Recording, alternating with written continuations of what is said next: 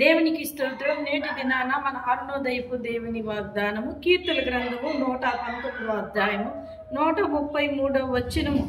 నీ వాక్యమును బట్టి నా అడుగులు స్థిరపరచము, ఏ పాపము నన్ను యాలనీయకుము. హల్లెలూయా. ప్రియమైన దేవుని బిడ్డ, నీవు ఎదుటివారి మాటల్లో పడిపోయి నీ అడుగు జారే స్థితిలో నువ్వు ఉన్నావా? అయితే దేవుని వాక్యం వైపు చూడు. ఇక్కడ దేవుడు నీకు ఇస్తున్న వాగ్దానం, ఇక్కడ ఈ భక్తుడు దేవుడికి చేస్తున్న ప్రార్థన, నీ వాక్యమును బట్టి నా అడుగులు స్థిరపరచము.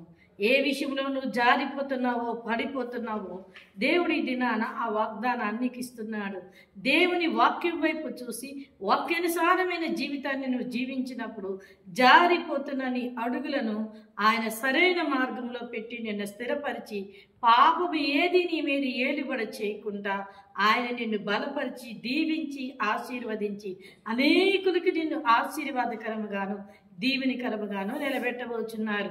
కనుక అరుణోదయాన లేచిన వెంటనే వాగ్దానాన్ని పట్టుకొని నీ జీవితాన్ని ప్రారంభించు.